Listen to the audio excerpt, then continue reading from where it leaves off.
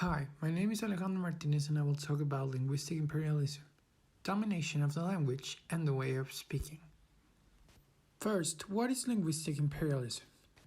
This is a transfer of a dominant language to other people.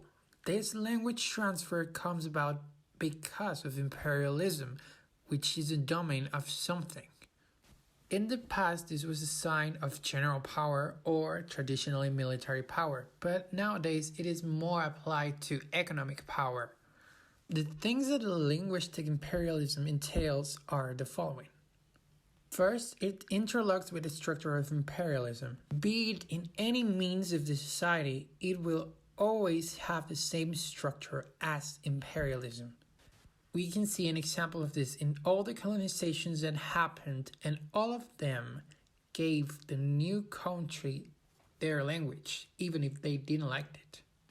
There's a sense of exploitation. It entails justice, inequality, and hierarchy, and gives privilege to the power they want to give. Again, in the colonization, the settlements and towns, they would treat the indigenous people that didn't have the language as less. Then we have the structural, more material and resources or infrastructure is given to teach the dominant language than others. We can see this in every place that in the past was colonized and that right now has less native speakers and where the government doesn't make anything to support those languages or to make them grow. There's also a ideological part, beliefs and attitudes that glorify or make a false depiction of how is the dominant language against the others. This could be seen in how a lot of people glorify the English language right now because, well, all the religious aspects United States has put in their way of living and that has passed on. Then we have the hegemonic, that it is internalized and naturalized as being normal. Here I would like to make the example of every single person in the United States or in every other country, but mostly in the United States, where there are people that think that just for being in the USA, everyone should speak English and they shouldn't speak any other language because that's what it's normal, like to just have English, and that people should respect that it is a disrespectful thing to speak a language that's not English there.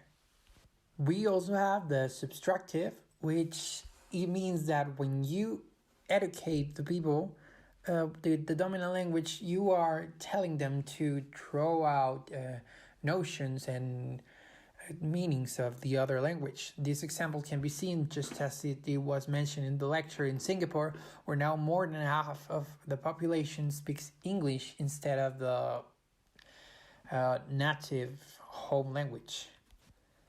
It also tells a formal linguicism that it is basically favoring another language over the others as a way of racism, sexism in a class. Basically, a little bit like the essence of exploitation, but more humanly. And here I would like to make an example when we compare languages and we say that one is superior than the other, and we take in count things that we shouldn't do because every language is different.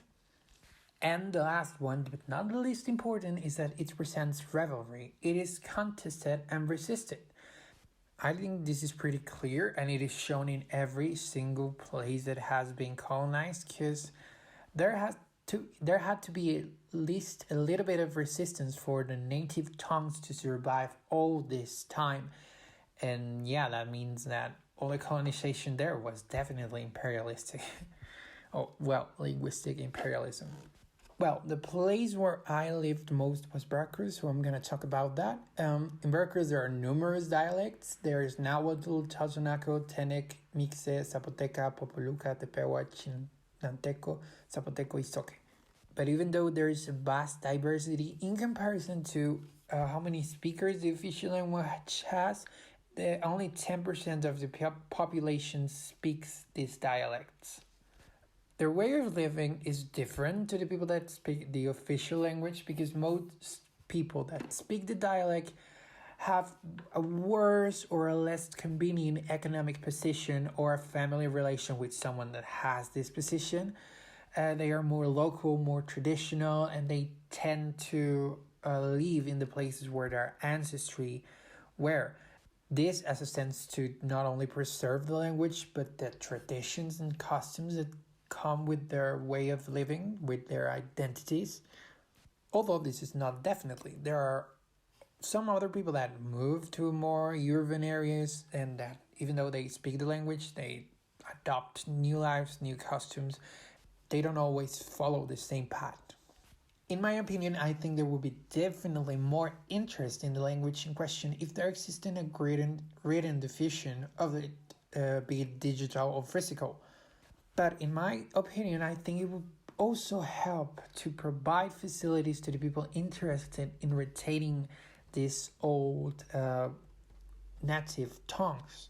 I had this idea of giving them positions of jobs where they could talk about this, for example, of cultural or historic touristic places where they could speak of things they really know firsthand. For example, all the archaeological ruins being described by a person that really has lived the traditions of the people that existed there.